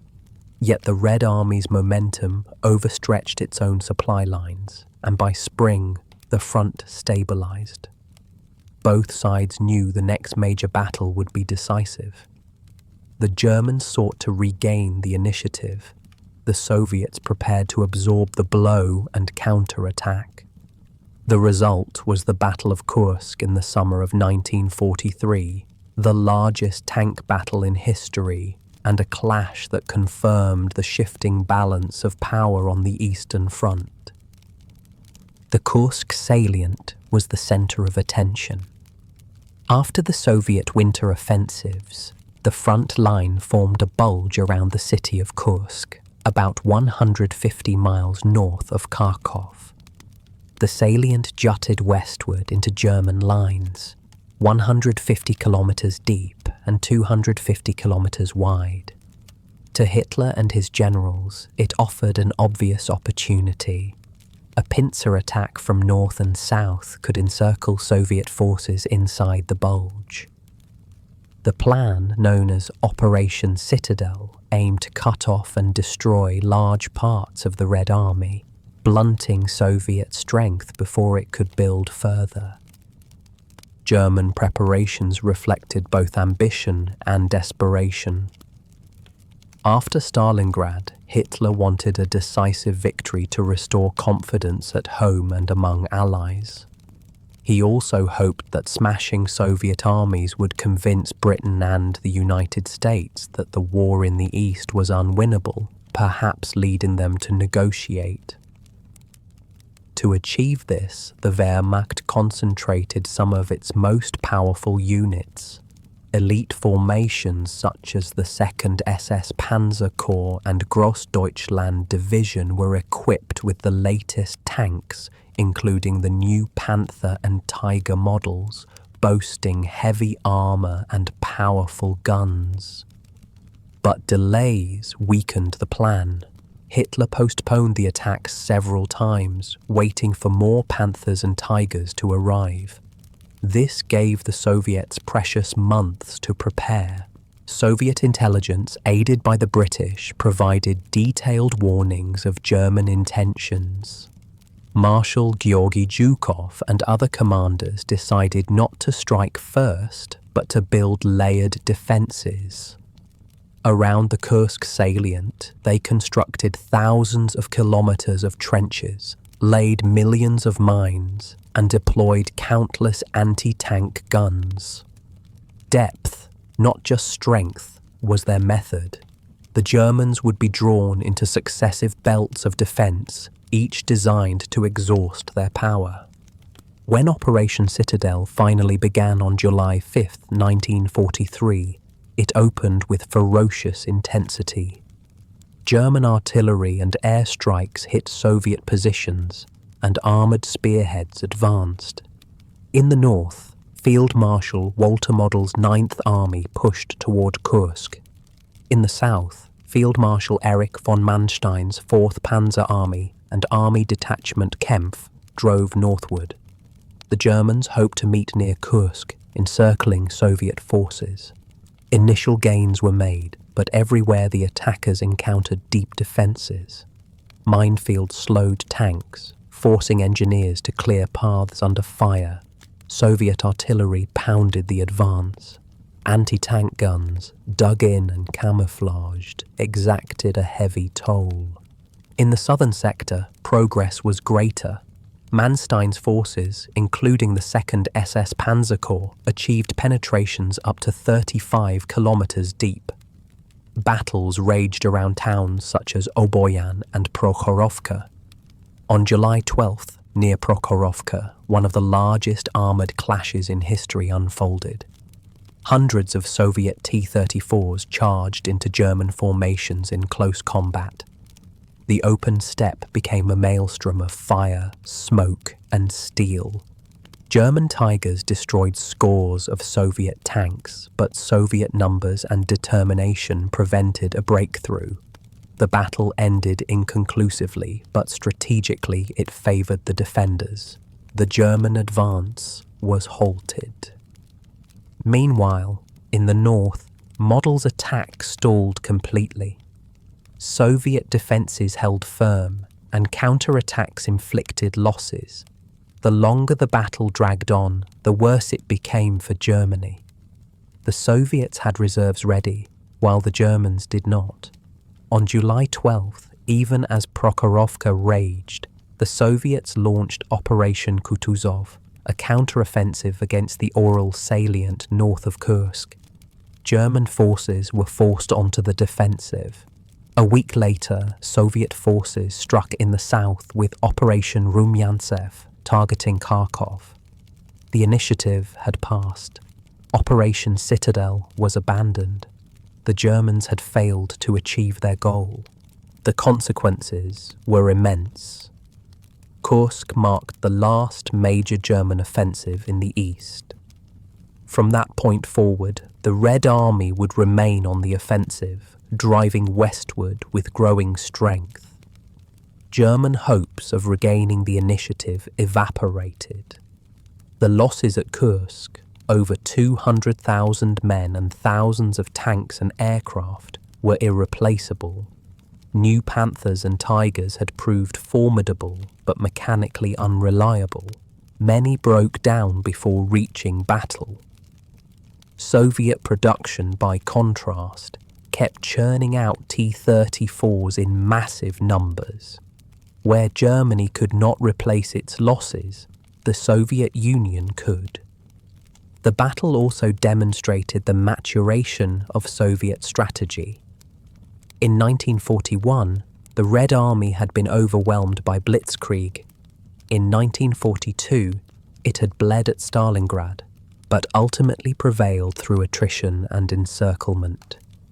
By 1943, it had mastered the art of defensive depth, coordinated reserves, and planned counteroffensives.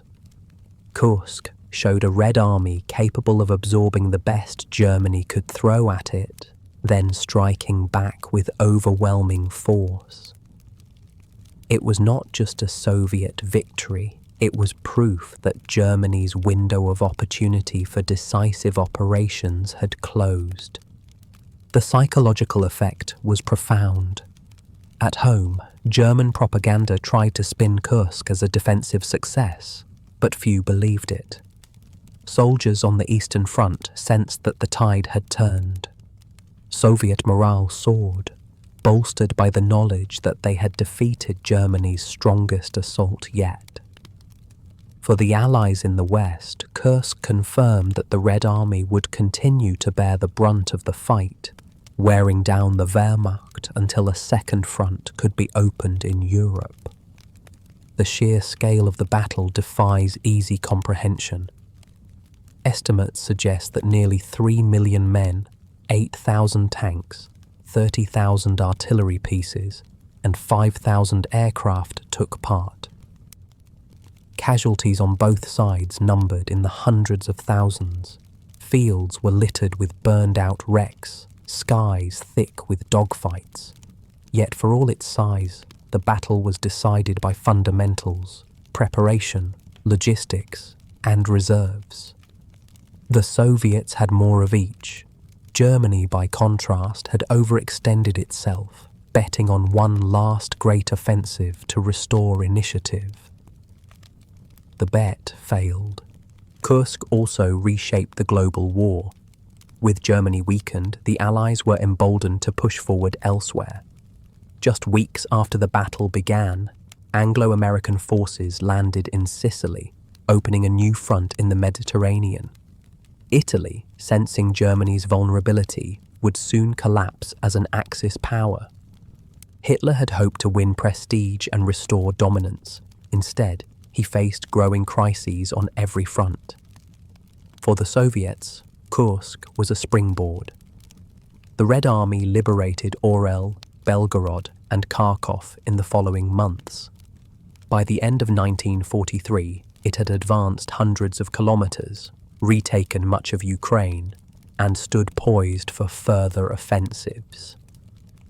The myth of German invincibility, already broken at Stalingrad, was now shattered beyond repair. The Battle of Kursk was not just the largest tank battle in history. It was the moment when the Eastern Front shifted irreversibly. From that summer onward, Germany would fight defensively, reacting to Soviet advances rather than shaping the campaign. The Red Army, bloodied but stronger, marched west with confidence. The road from Kursk led not to Moscow or Stalingrad, but eventually to Berlin. The Pacific War, from Pearl Harbor to Midway. While Europe burned, another war unfolded across the vastness of the Pacific Ocean. Unlike the battlefields of Europe, this theatre was defined by oceans, islands, and the reach of naval power.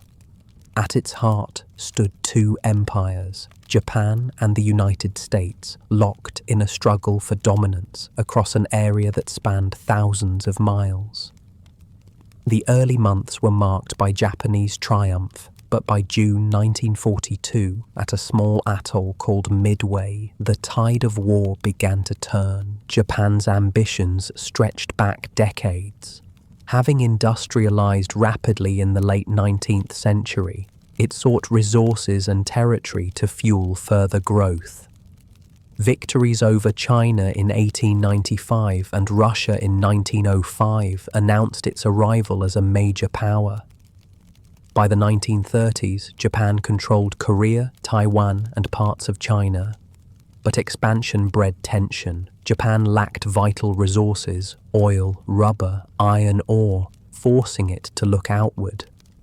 The conquest of Manchuria in 1931 and the invasion of China in 1937 reflected both ambition and desperation.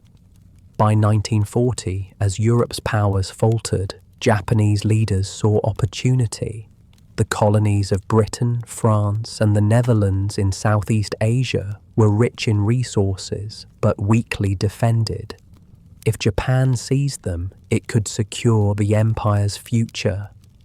Standing in the way was the United States. Washington opposed Japanese aggression in China and imposed economic sanctions, including restrictions on oil exports. For Japan, heavily dependent on American oil, the embargo was a strangulation. Its leaders faced a stark choice: retreat or war. They chose war, hoping to cripple American power in the Pacific with a decisive blow. That blow fell on December 7th, 1941 at Pearl Harbor. In the early hours of a Sunday morning, Japanese aircraft launched from 6 carriers struck the U.S. Pacific Fleet anchored in Hawaii. bombs and torpedoes ripped into battleships lined up neatly in the harbor. The Arizona exploded, killing over 1,000 men. The Oklahoma capsized, trapping sailors inside. In just 2 hours, 4 battleships were sunk, 4 more damaged, nearly 200 aircraft destroyed, and over 2,400 Americans killed. It was one of the most audacious strikes in naval history, yet even at its height, the success was incomplete. American aircraft carriers, the true capital ships of the modern Navy, were not in port. The Japanese attack had destroyed battleships, but it had not destroyed American carrier strength or repair facilities. The Pacific Fleet was bloodied, but not broken. Instead of crushing morale, Pearl Harbor enraged the United States. The next day, President Franklin D. Roosevelt addressed Congress, calling December 7th a date which will live in infamy. America declared war on Japan. 4 days later, Germany and Italy declared war on the United States. The conflict was now global in the truest sense. In the months after Pearl Harbor, Japan struck with astonishing speed. Its forces swept through Southeast Asia, conquering Malaya, Singapore, the Philippines, and the Dutch East Indies. In each case, defenders were overwhelmed. Singapore, once thought impregnable, fell in February 1942 with over 80,000 British and Commonwealth troops captured, the largest surrender in British military history. The Philippines, defended by American and Filipino forces, fell after a desperate defense on the Bataan Peninsula and Corregidor Island. Survivors endured the brutal Bataan Death March, where thousands died from starvation, exhaustion, and mistreatment. By the spring of 1942, Japan had carved out a vast empire stretching from Burma to the Solomon Islands. But expansion carried risk. Japan's empire covered too much territory to defend easily. Its navy remained powerful, but American industry was beginning to mobilize. Already cracks appeared. In April 1942, American bombers under Lieutenant Colonel James Doolittle struck Tokyo in a daring raid launched from an aircraft carrier. The material damage was small, but the psychological effect was enormous. Japan had believed its homeland secure. Now its vulnerability was clear. The raid also forced Japan to divert resources to homeland defense. The first real check to Japanese expansion came in May 1942 at the Battle of the Coral Sea. Here, for the first time in history, 2 fleets fought without ships ever sighting one another. Aircraft launched from carriers dueled across hundreds of miles of ocean. The Japanese inflicted heavy damage, sinking the carrier Lexington and crippling the Yorktown. Yet they lost the light carrier Shoho and, more importantly, failed to capture Port Moresby in New Guinea. Strategically, the battle was a draw, but it marked the first time Japanese expansion had been stopped. The decisive moment, however, came a month later at Midway. Japanese Admiral Isoroku Yamamoto sought to lure the US Pacific Fleet into a trap. His plan was to attack Midway Atoll, drawing American carriers into battle where superior Japanese numbers would crush them. But American codebreakers had penetrated Japanese naval communications. They knew the target, the timing, and even parts of the plan. Admiral Chester Nimitz, commander of the US Pacific Fleet, set an ambush of his own. On June 4, 1942, the battle began. Japanese aircraft struck Midway, damaging installations but failing to destroy them. As Japanese carriers prepared for a second strike, American planes located the fleet. The attack that followed became legendary. Dive bombers from the carriers Enterprise, Hornet, and the hastily repaired Yorktown swooped down on Japanese carriers at the very moment their decks were crowded with fueled aircraft and armed bombs. In minutes, 3 Japanese carriers, the Akagi, Kaga, and Soryu, were ablaze, doomed to sink. A 4th, the Hiryu, launched counterstrikes that damaged the Yorktown but was itself destroyed later in the day. The scale of the loss was catastrophic for Japan. 4 carriers, the core of its striking power, were gone, along with hundreds of experienced pilots. These men could not be replaced quickly. Japan's training system could not keep pace with losses. For the United States, the victory was a turning point. Though the Yorktown was lost, American industry was already building new carriers at a pace Japan could not match. From that point forward, the initiative in the Pacific shifted. Midway was more than a battle. It was the reversal of momentum. Until then, Japan had expanded almost without resistance. After Midway, it would fight defensively, reacting to Allied moves. The psychological effect was profound. American morale soared. Japanese confidence, shaken, began to waver. Yamamoto's carefully crafted plan had collapsed, undone by intelligence and daring.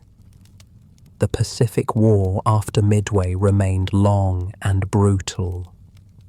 Island by island, campaign by campaign, the Allies would grind forward, but Midway ensured that Japan would never again dominate the Pacific. It had gambled its carriers, and it had lost. The story of the Pacific War up to Midway illustrates the same themes seen in Europe. Bold offensives, stunning early victories, and the eventual shift as industrial power, intelligence, and resilience rebalanced the contest.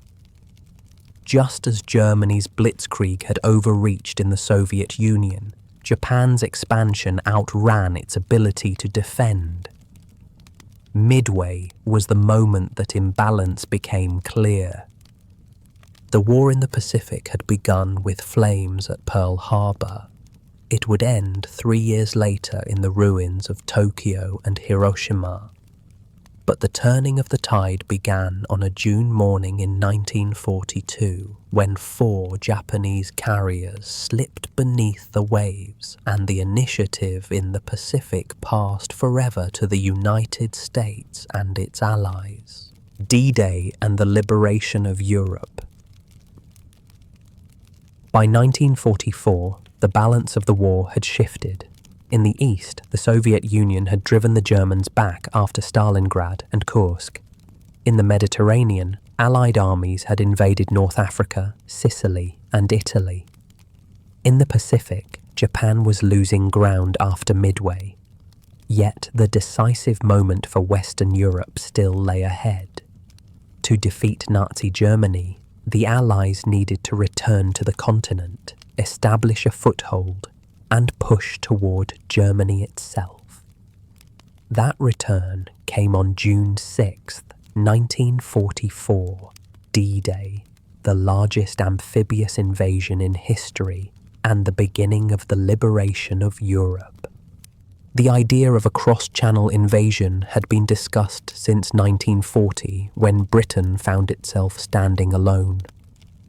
Winston Churchill, mindful of the disasters of the First World War, such as Gallipoli, urged caution. Until American entry in late 1941 and Soviet endurance in the East, Britain lacked the resources for such an assault. But as the Allies gathered strength, the need became clear. The Soviet Union pressed relentlessly for a second front to relieve pressure in the East. By 1943, planning for an invasion of northern France was underway.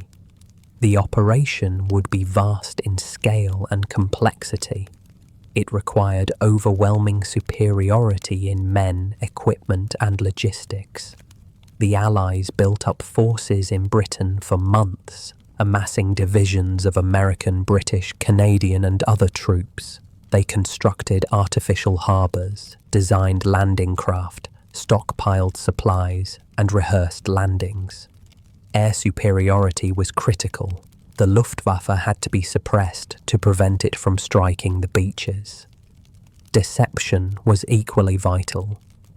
The Germans had to be convinced that the invasion would come elsewhere, most likely at the Pas de Calais, the shortest crossing point. Operation Fortitude, a massive deception plan, used fake armies, dummy tanks, and double agents to reinforce this illusion. On the German side, defences stretched along the Atlantic Wall. Field Marshal Erwin Rommel, charged with strengthening the coast, understood the danger. He believed that the invasion must be stopped on the beaches. For once the Allies established a lodgment, their superior resources would prove overwhelming. He ordered fortifications, mines, and obstacles to be placed along likely landing sites. Yet resources were limited, and German commanders disagreed on strategy. Some, like Rommel, wanted to fight at the shore. Others preferred to hold panzer divisions in reserve for a counterattack inland. Hitler himself retained direct control over armoured reserves, creating dangerous delays in response. In the early hours of June 6, 1944, the operation began. Under cover of darkness, thousands of paratroopers dropped behind German lines. American airborne divisions landed near Sainte-Mère-Église, tasked with seizing bridges and disrupting communications. British and Canadian airborne units struck east of the beaches, capturing key crossings over the Orne River and silencing coastal guns. Many paratroopers were scattered, landing miles from their objectives, but their presence sowed confusion and tied down German forces. At dawn, the seaborne invasion commenced. 5 beaches were targeted: Utah and Omaha for the Americans, Golden Sword for the British, and Juno for the Canadians. The assault force numbered over 150,000 men on the first day alone, supported by nearly 7,000 ships and 11,000 aircraft. Naval guns pounded the coast, though not all defences were destroyed. Landing craft carried wave after wave of troops toward the shore. At Utah Beach, currents carried the Americans off course, but this accident placed them in a less heavily defended sector. Casualties were light, and the beach was secured quickly. At Omaha Beach, by contrast, the landing was nearly a disaster. Strong currents, rough seas, and intact German defences created chaos. As the ramps of landing craft dropped, machine guns cut down men in the water. Engineers struggled to clear obstacles under fire. For hours, the situation teetered on collapse. Only the determination of small groups of soldiers who scaled cliffs and outflanked bunkers prevented failure. By evening, a precarious foothold had been secured, but at the cost of over 2,000 American casualties. On the British and Canadian beaches, resistance was stiff, but ultimately overcome. At Golden Juno, tanks and infantry advanced inland, linking the beachheads. At Sword, airborne troops connected with seaborne forces, holding vital bridges. By the end of the day, all 5 beaches were in Allied hands. The cost had been high, over 10,000 casualties, including more than 4,000 dead. But the invasion had succeeded. A new front had been opened in Western Europe.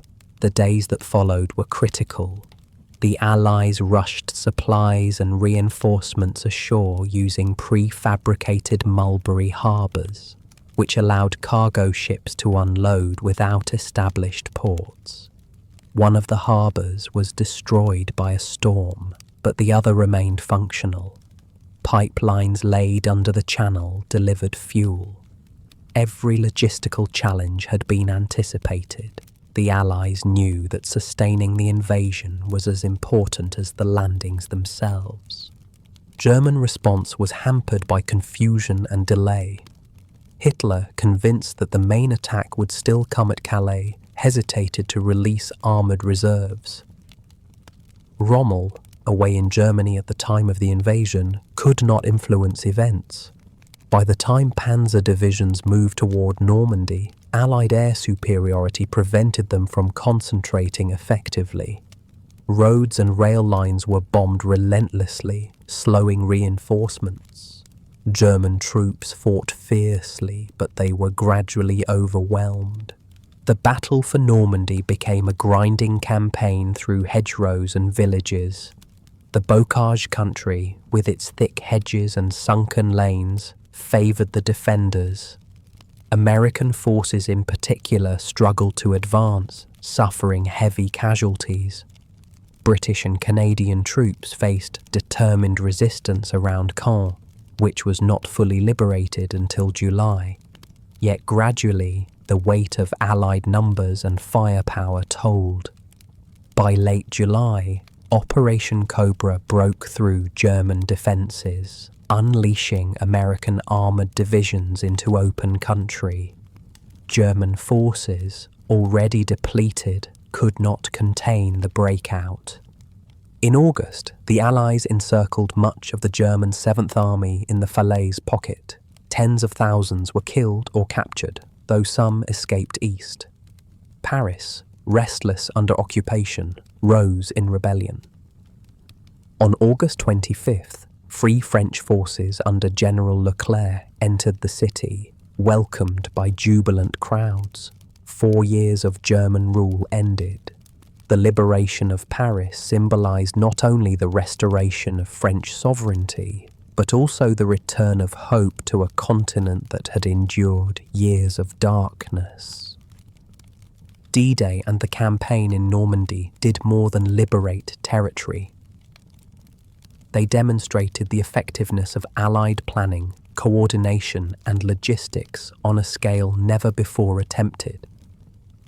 The invasion was the culmination of years of preparation, the application of overwhelming air, sea and land power, and the determination of millions.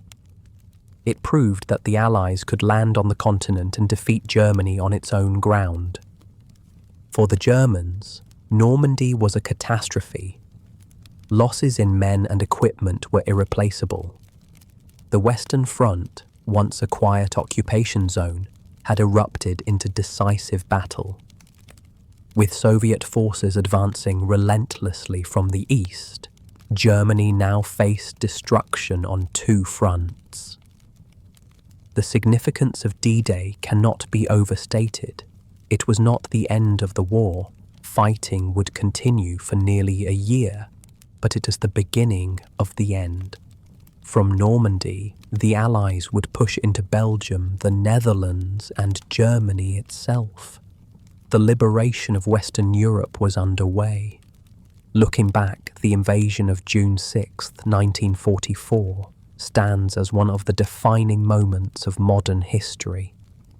It was the day when the tide of war in Western Europe turned irreversibly. It was the day when the hope of liberation became reality. And it was the day when thousands of young men, storming the beaches of Normandy, changed the course of the 20th century. Conclusion: the impact and lessons of the Second World War. The Second World War ended in 1945, but its shadow stretches across the decades that followed. It was the most destructive conflict in human history, claiming more than 70 million lives, reshaping nations, and altering the course of global politics. To conclude our journey through its battles, we must step back and consider what they meant, not only in their immediate outcomes, but in their enduring legacy. The war's battles, from the Blitzkrieg of 1940 to the beaches of Normandy, were not isolated clashes of armies. They were nodes in a vast web of strategy, politics, and human endurance. Each turning point mattered not only for territory gained or lost, but for morale, resources, and the future of nations. Dunkirk, Stalingrad, Midway, and D-Day were more than military episodes. They were signals to the world that the balance of power was shifting. They carried psychological weight equal to their strategic importance. As the guns fell silent in 1945, survivors emerged into a world forever changed. Cities lay in ruins, but hope stirred.